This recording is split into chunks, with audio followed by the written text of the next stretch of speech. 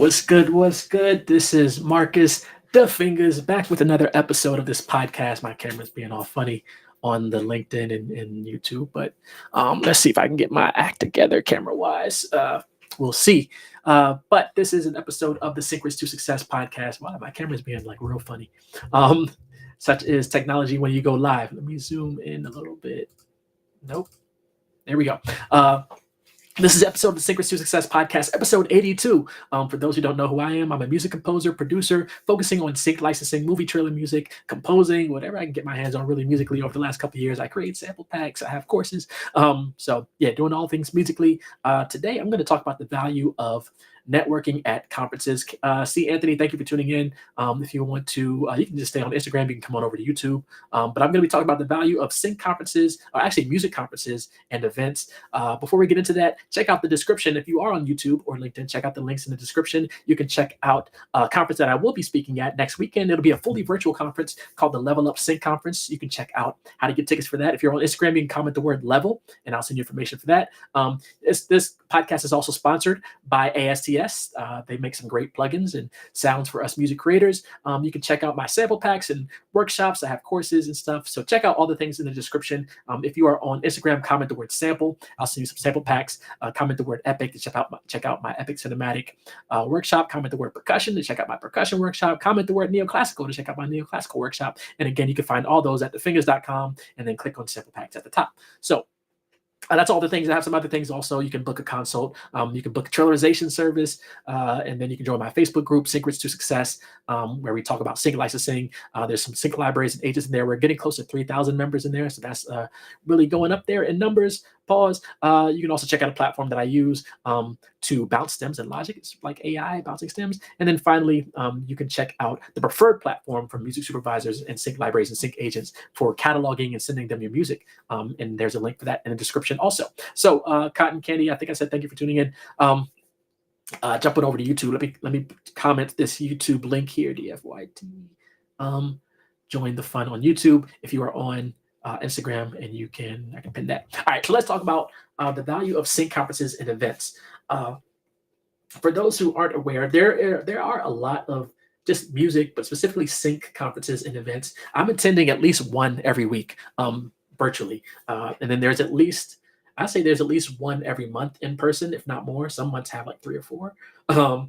But there's at least one. A lot of them are free. There's like meetups from different communities. So I wouldn't necessarily call it like a conference or an event, but even like a 1-hour meeting, that can still be like an event, and depending on how you approach it. So going to those Zoom events and things and those meetups, I'm learning a lot. I'm connecting with a lot of sync libraries, sync agents, music supervisors, music creators that are involved in sync, and movie trailers.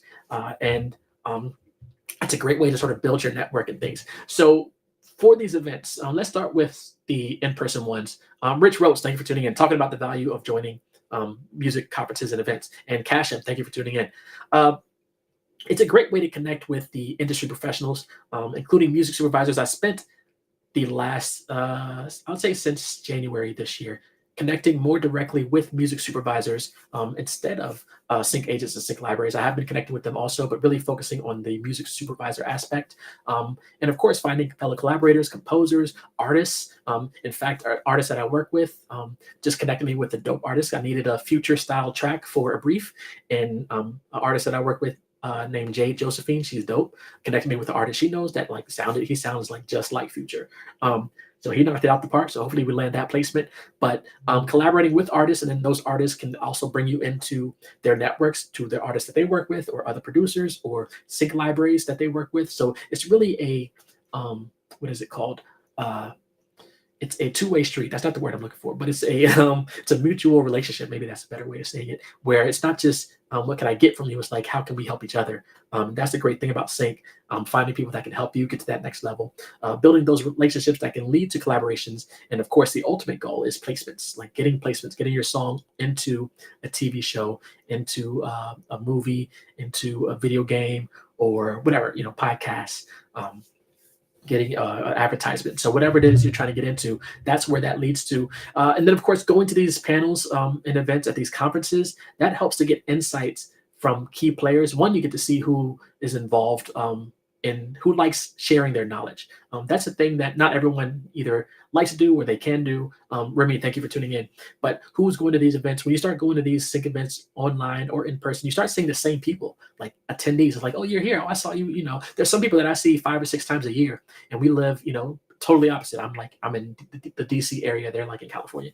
But it's like, because we go to these events, that's sort of like the meeting hub of all these meetings and things. For example, this year, I organized several panels, 5 for NAM.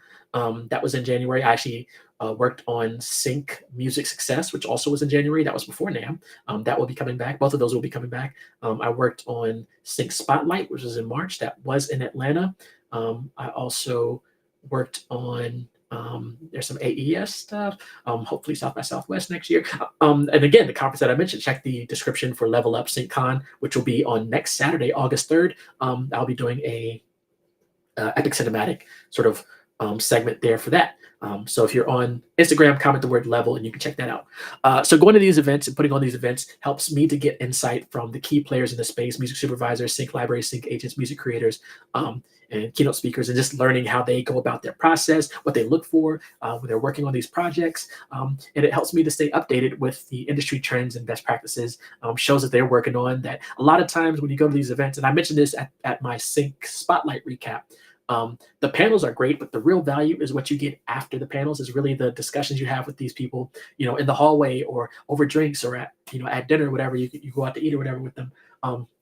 There was one music supervisor at Sync Spotlight, and there was a networking event the night before. At the end of that networking event, this music supervisor was hanging out in the bar, just sharing stories. He was sharing like briefs that weren't really official.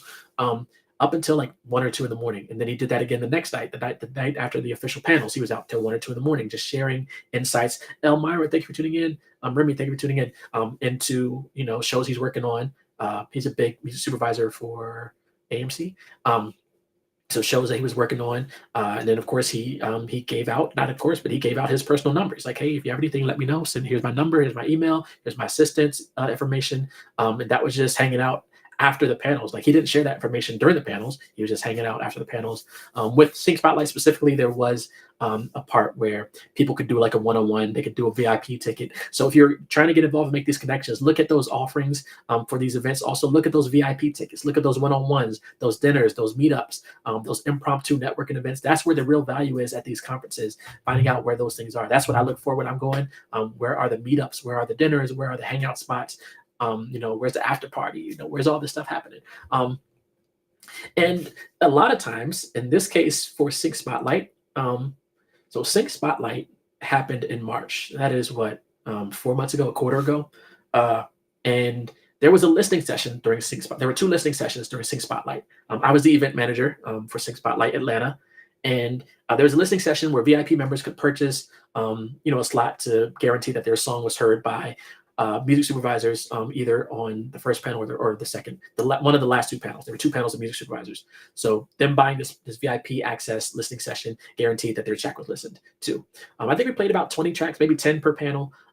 And this wasn't the plan. This is the decision that I made. I didn't even talk to the Sync Spotlight organizer. But at the end of the conference, I said that I'm going to send all the songs that were played out. I'm going to put them on a disco playlist, and I'm going to send all those songs to the music supervisors that were part of the event.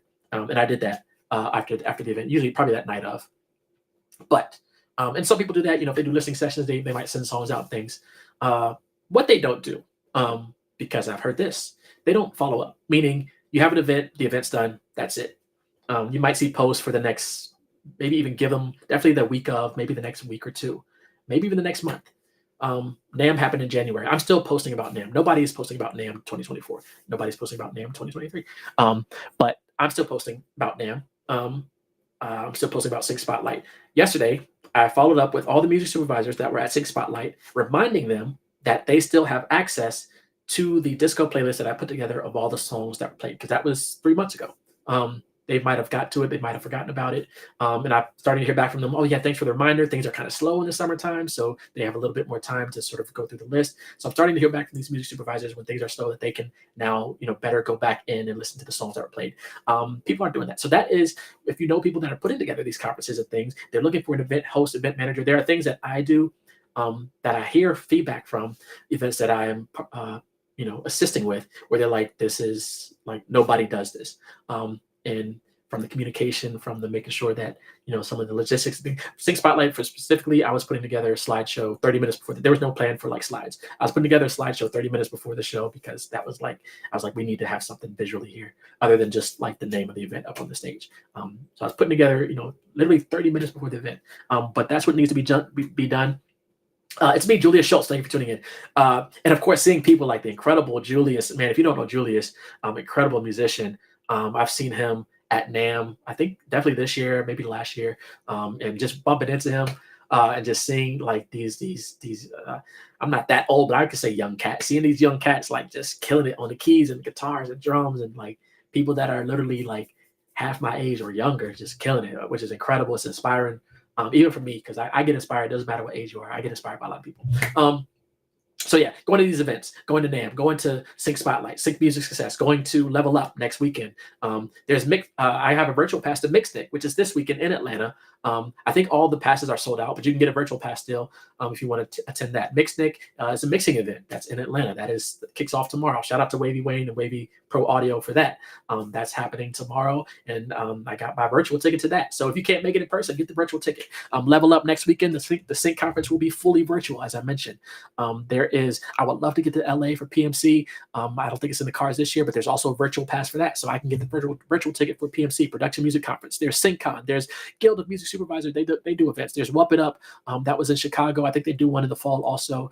There's Jesse Josephson, who does Sync Up, which is in California every June. They might change it. And then I talk to these conferences and I'm like, hey, maybe if you let me help out, with logistics, if you can give me like free pass, whatever, would love to attend. Some of these conferences I've helped bring guests. Of course, with NAMM, I put together, like I said, organized 5 panels, hosted 3 panels this year, put together the legendary panel last year that you all should know about. That has sparked other businesses to steal that idea. But bringing these things to the table and allowing people to see what I can bring to the table, what I can offer.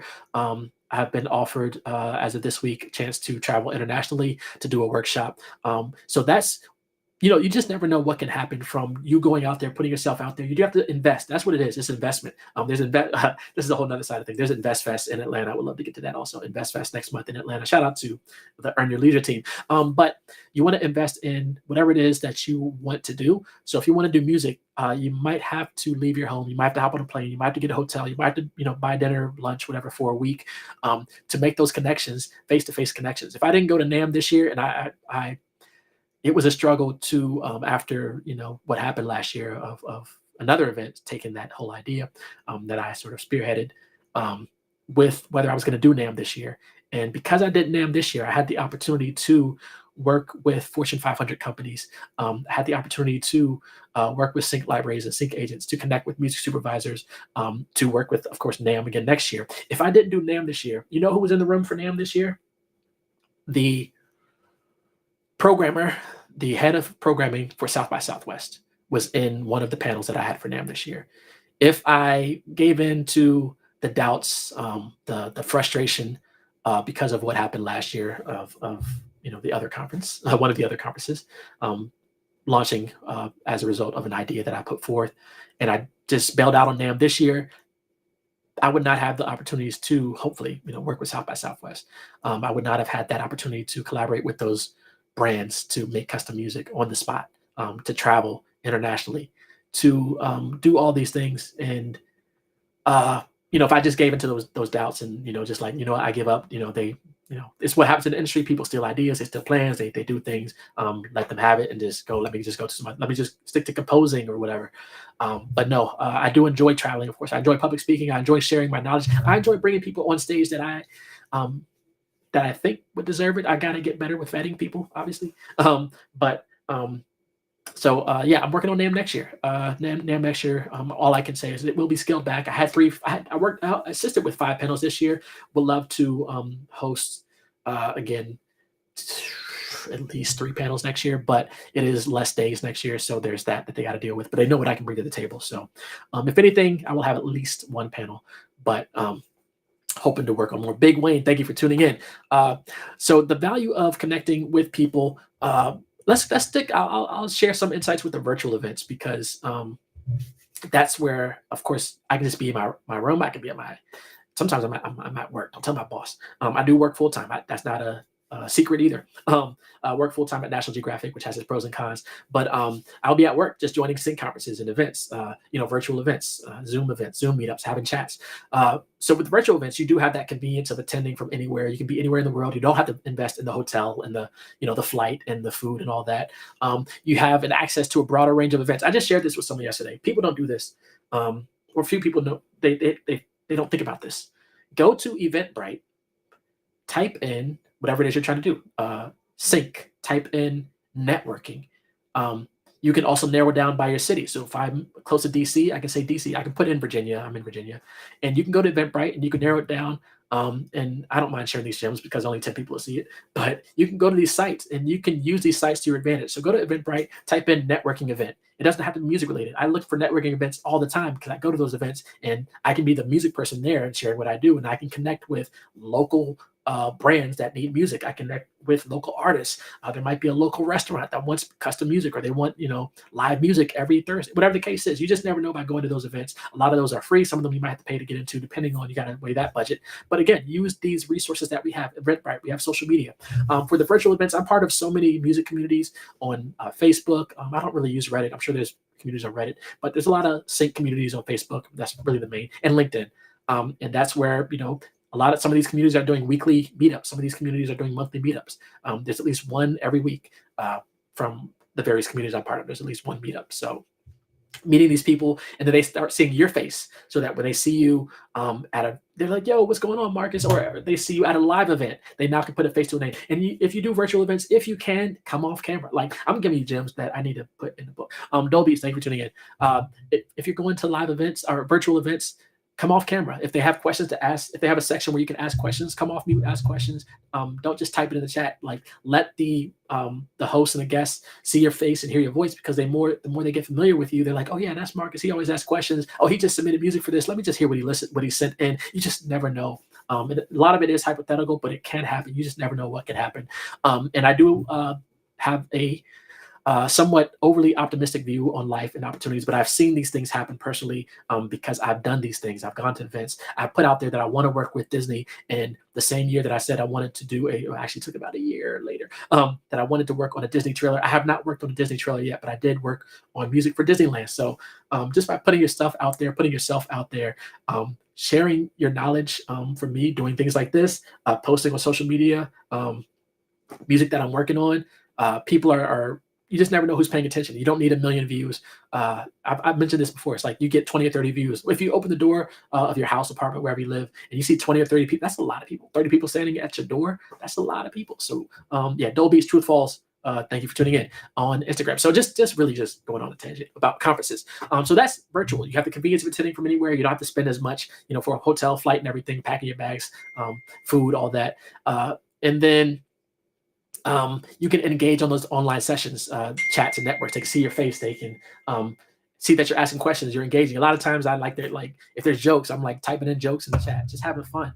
Because music, it's work, but it's also can be fun. Now with the in-person events, with like I said, the NAM, the Sync Spotlight, the South by Southwest, I won't announce that one yet. Might be in Tennessee in a few months. If I could swing that, that would be pause. That'd be great. But those face-to-face interactions, they allow for even deeper connections. It's like, especially if, for example, I went to Full Sail University. Full Sail was doing these Zoom meetups when the pandemic hit. They started doing these virtual meetups, and I joined as many as I could. And then when they opened the world back up, and they started going back into their annual event called the Hall of Fame, I went to Hall of Fame, I think in 2022. And by that time, there were 2 years of just seeing people on Zoom. And when I'm there in person, it's like, oh yeah, man, I've been, been following you for the last 2 years, been connected on Zoom and seeing you at the different meetups. And now you can have that face to face that allows for a deeper connection that you can't really get through the screen and through a camera and through, Zoom.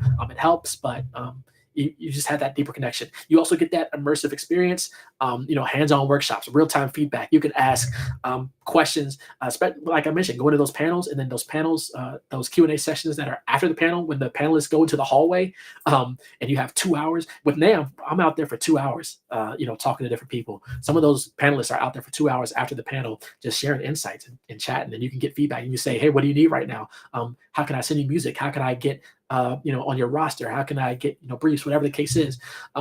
You get that more personal and engaging environment from those in-person events. But again, there's value in both. Like I said, I'm going to a virtual event tomorrow. It's actually in person in Atlanta, but the tickets are sold out. I'm not in Atlanta either, but it's called Mixnick. I'm also part of the virtual conference next weekend. Again, comment the word level here on Instagram, or check the description if you're on LinkedIn or YouTube for the Level Up Sync Conference. Use the code Level Up Camp for a discount on those tickets. I think that expires this weekend. But Level Up Sync Conference is going to be dope next weekend. There will be, I think, 4 music supervisors there. PG says, how would you recommend someone intimidated? Yeah, PG Audio Works, thank you for asking. If you are intimidated by networking, to get started, really you have to, I would say, start online. If you're really intimidated, don't push yourself to go to an in-person event yet. Start online, sort of try to ease yourself into it. Sit, in the background, ask a question here and there, maybe come off mute. Start online, and then as you get more comfortable, maybe do, a couple weeks, maybe do 4 or 5 of those online sessions. And then, like I said, go to Eventbrite, look for local networking events, depending on where you live. Look for those events and just start going out to those events. Maybe not necessarily related to your music or whatever you're trying to get into, but just look for those local events on Eventbrite. Go out there, start to practice. I think networking is like a muscle that you have to exercise to get better at it, or with it. So try to find those events, go out there. You have to keep doing it. I know it can be intimidating. I know it can be, especially if you're an introvert, you just like being on your own. And there are great people that make great careers just being in their room and just submitting music to libraries and just living life off into the sunset that way. So you don't necessarily have to network to get to where you want to get in life. You have to make sure you understand if networking is a key step for where you want to go in life. Maybe it's just sending emails, which can get you far, but the face-to-face, like I mentioned, for me, face-to-face, pause is a much better engaging and interacting thing. Personally, for me, like I said, organizing and hosting these events. If you know anyone that are looking for people to host and organize events, for me as a host and organizer for these events, I think, what did I say, for this year, Sync Music Success, Sync Spotlight, NAM, Level Up next weekend, AES, possibly something. So by the end of the year, it could be 6 or 7 conferences that I personally either organized or spoke on or hosted, and just doing more of those. Actually, I did a local meetup, just a local sync meetup here in the DC area about a couple weeks ago, and I'll probably do another one in September. So if there's nothing in your area, start it. Get the 3 people that are involved in sync to come meet you at a place, at a restaurant, at a bar, at a library. I don't know, maybe not a library, but at some venue. You guys just talk sync. That's how you start to build your local community, build your local collaborators, and then word will spread. They'll be like, yo, this was awesome. They'll tell their friends to come to town, or to come around for the next one. If you do it monthly or quarterly or however often you want to do that, start your own meetup. If there's nothing in your area, a lot of people say, I'm not in a music area. There are musicians everywhere, maybe almost everywhere, but they're willing to come out for a community. Some of them are. So even if it's just one other person, all I need is one other person. We can talk for hours on music and stuff. Yeah, so I think that's the gist of everything. If you have any questions here on Instagram or YouTube, drop them in the comments. The other side of it, in addition to, for me, engaging with the panelists and the speakers, keynote speakers and all that, is also engaging with the attendees. Because if there is, for example, a listening session, I might hear something like, oh, yo, that rapper's voice is dope, or that singer is dope. I want to do a project with him or her, or I want to, do a couple tracks with him or her. If they're at an event, you already know they're involved with sync, or they have some knowledge about sync. So if they're there, they're trying to get further in their career. So just being at these events in general, sometimes I'm at these panels, these virtual Zoom meetups with a big music supervisor for like Disney or for Hulu or Paramount, and there's only 20 people there. As opposed to when you go to a conference, like an in-person conference, there's like, 500 people in the room or 200 people in the room. It's like sometimes it might be hard to cut through there, but 20 people, yeah, I can really break through. Pause 20, 10, 20 people. And sometimes I'm surprised. I'm like, does the world know who this music supervisor is, who the projects this person worked on? Like, why are there should be at least 100 people here. Why is there only 10, 20 people? But I'm glad there's only 10, 20 people because I'm one of those 10 or 20 people in there. So I can make that connection. And then I can follow up with them. I can be like, yo, music supervisor from Disney. It was great, hearing your discussion on how you work. Here's some music, or whatever the case is. It can be in the context of the talk. They might have shared how you can send music to them. Some of them say, hey, email me this. This is what I'm looking for. Some of them say, submit through this platform on our website. So you got to sort of figure out, Marquette Music, thank you for tuning in. You got to figure out how to discern in these different meetups and engagements that you have. How do you discern? What can you do for them? PG Audio Work says, how would you recommend a beginner get started at in-person conferences? Yeah, just talk to them. Usually when I go to an in-person conference, I already know who I want to talk to. Most conferences will have the list of speakers, the events, and there might be some that I, would love to talk to if time allows, but there are some that I definitely need to talk to. Like if there's a music supervisor for a big show, or for a big channel or streaming platform, it's like, okay, I want to talk to music supervisor X. I want to talk to Joel from Tyler Perry Studios. Like I want to talk to him. He's going to be at this conference.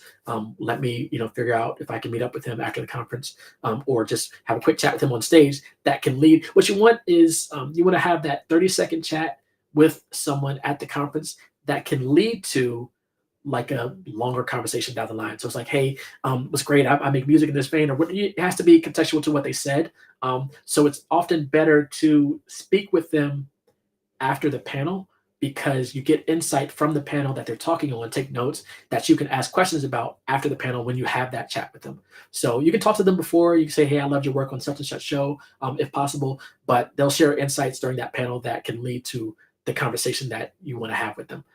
So let's say they're on a panel and they say something like, I'm looking for, folk music for this next project, send this way. And then during that chat with them after the panel, you can say, yo, I heard you're looking for folk music. I have a catalog of about 10, 20 folk songs. I created a playlist. I'd love to send your way. Can we talk further after, this week, or what's the best way to connect with your team?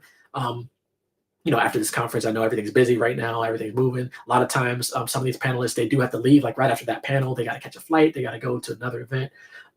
Sometimes they can hang around for a little bit, which is great, but you just never know. So you really want to have a conversation that can lead to a more conversation that can lead to, hey, how do you get music to them? I have a lot of music already, and I have music already organized in Disco. So a lot of that is pre-planning, having your system set up in place. Like I said, I use Disco. You can check the comments, the description here on LinkedIn or YouTube for the Disco link. You can use that link for 2 free months at the light level of Disco. If you're interested in using a Disco, if you're on Instagram, comment the word Disco and the number 1, I think, and I'll send you information to check out Disco. But that's the platform I use to catalog my music, and that's also the preferred platform for most music supervisors, and sync libraries, and sync agents, and trailer houses. So to get started at these in-person events, know who you want to talk to, and then also have a plan of how you want that conversation to go. But that conversation can be sparked by the panel that they are on. So have something to take notes, whether it's your phone, iPad, or if you do old school pen and paper, where you can go meet up with them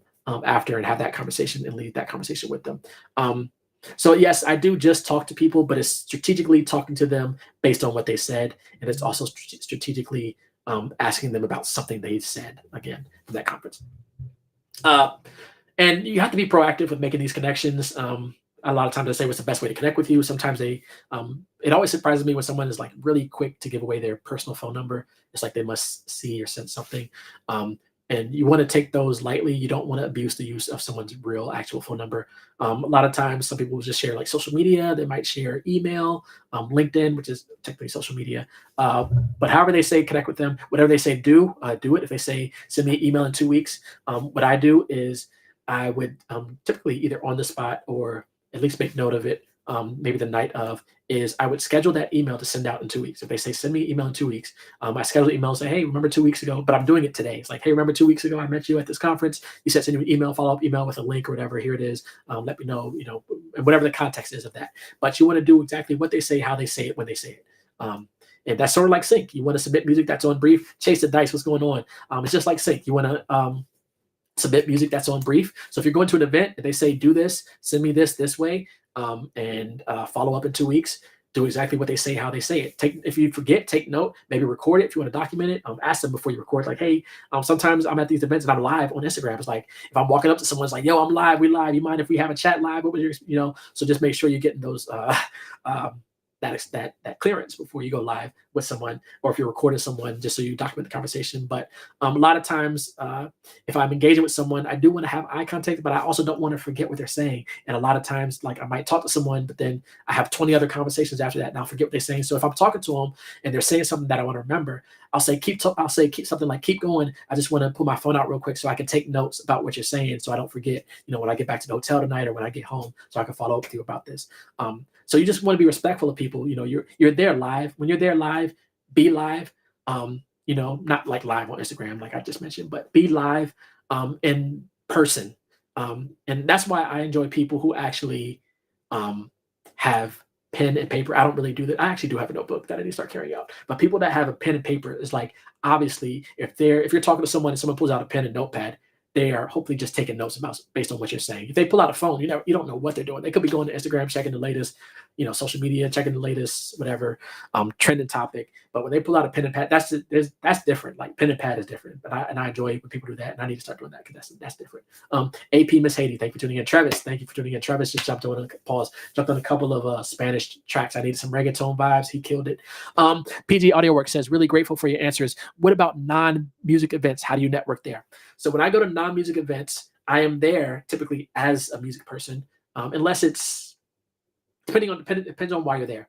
So I do work in the tech space. I work in AV and IT. So if I go to something like Infocom, or what's another one, CES or something like that, those are like in Vegas and Florida. If I'm not there as a musician, if my job is paying for me to be there. So it depends on the context of why I'm there. Then I can't necessarily be there, with my logo on my shirt and everything. If I'm there as part of an employee of National Geographic, then I have to be there as an employee of National Geographic. Now, if the conversation leads to it, I might say, hey, on the side I do music, whatever, then I can lead to that direction. But if I'm there, the focus is why I'm there. Now, if it's a conference that I go to as a musician, but it's not a music conference, for example, I would love to get to Invest Fest, which is in Atlanta next month. I would go there as a musician, looking for opportunities as a musician.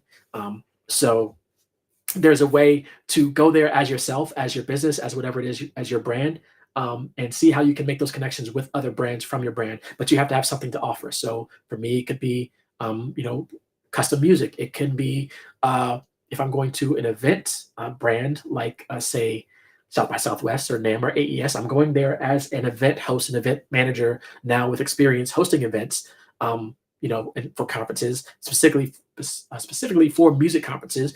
But I can easily flip that to, a restaurant conference. I can take my mental framework for organizing events and conferences, and I can flip that to, hey, you need help with this conference on, restaurants. I can help you put together this restaurant conference, or whatever, this networking conference or business conference, because I know how to apply what I've learned from the music space over to these other conference spaces. And I can help you organize that. And you might be able to have to give me the insight from the industry perspective, but as far as the organizational and logistics, what you need to do leading up to the conference, how you need to get the people like in the building and things like that, I can help with. So it depends on PG Audio Works, the context of why you are going to this event, if it's not a music event. And if you're just going as an attendee, just go. I don't focus on festivals, so to speak, but which is, I guess that is a music event. But if you're going to like a music festival or a concert, a lot of times we're going to those just to enjoy the show. But even in my mind, for example, I've shared my Usher story 100 times.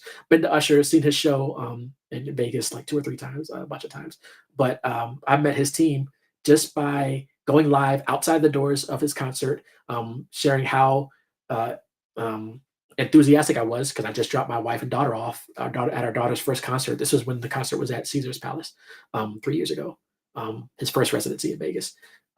And I went live outside the doors of the concert. I was going to go back and hang out with our son that day. And Usher's manager came onto the live. Now, I was somewhat connected to him already, but he was like, I never met him before, so he was like, "Yo, get in here," and I'm like, "What are you talking about?" He's like, "Yo, get in here."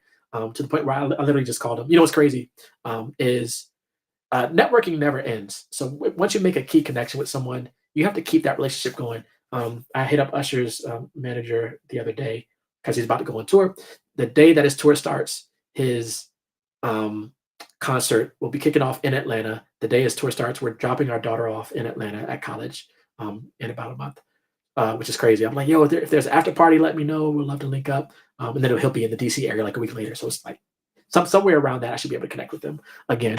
But PG Audio Works. If you're going to these events as a musician, already have something to offer. Have a catalog. Like I said, I have disco, so I can talk to someone, and during that conversation, I can go into my disco on my phone. You got to learn how to do this stuff also, like rapidly. I can go into my disco on my phone. I can put together a playlist specifically for that person, depending on the context. If they need pop music, I have that. If they need trailer music, I have that. If they need trailerization, if they need hip hop, if they need rock, if they need folk.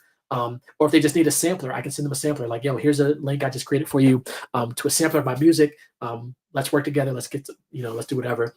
But also finding those opportunities that you can create on your own at those events because you never know who needs music. So if I'm at a non-music event, a lot of times I try to offset uh, the, I try to disarm them a little bit by not asking them if they need music, but asking them if they know someone who needs music. That automatically, I think I heard this from Gary Vee one time years ago. It's like if you ask them directly, he's like, I don't need music, but most people know someone, So if you ask them, they know someone, they might be like, well, yeah, I need music, or they might be like, yeah, my cousin, is working on this project, or my cousin is, a singer or whatever. You just never know who knows who. So asking someone if they know someone at a non-music event is actually a cheat code.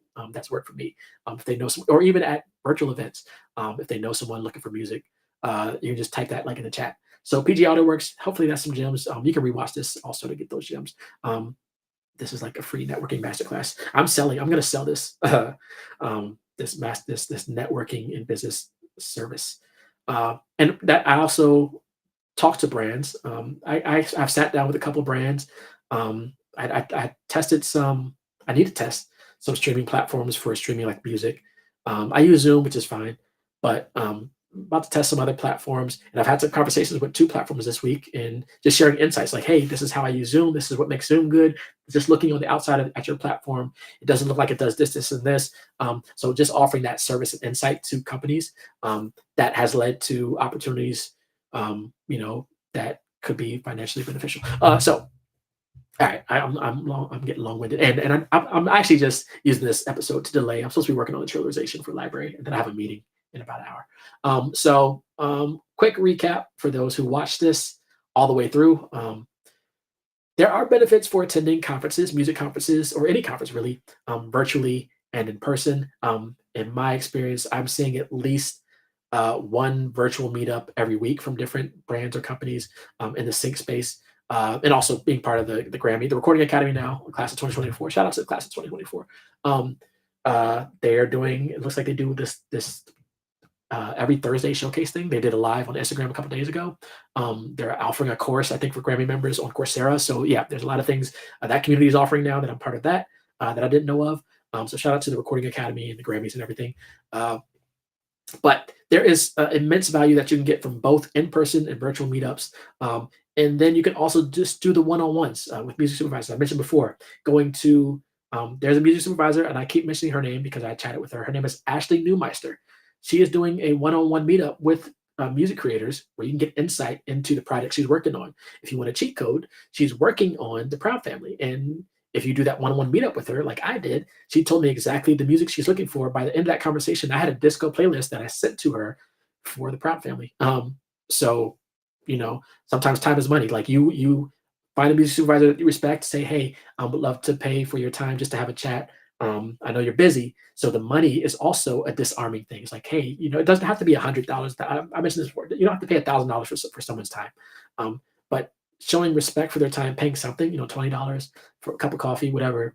If you're in person or if you're in an area that they live, or find out like, hey, if you're ever in my area, whatever the case is, be like, hey, I would love to meet up over a cup of coffee. I did say that I never offer lunch. I never offer dinner because that is one, it can be expensive, but it's a little bit too formal for me. Coffee is fine, whatever, Starbucks or maybe snack. If you know the person a little bit more closer, maybe lunch, but dinner is really formal. Like if they offer that, then maybe. But I never offer it. One, because I'm not paying for Ruth's Chris for someone, except for my wife. So there you go. All right, I'm going like crazy right now. Sign up for the Level Up Sync conference. If you're on Instagram, comment the word level. I will send you information. That conference will be fully virtual, so you can take the gems that I offered here. Ashley Newmeister, who I mentioned, will be one of the music supervisors speaking at the conference. Candy Robinson will also be a music supervisor at the conference. Mike Turner will be a music supervisor at that conference. Jonathan Lane will be another music supervisor at that conference. I'll be doing a panel or a section on epic cinematic music. So this is all virtual. This will be next Saturday, August 3rd, at the time of this recording.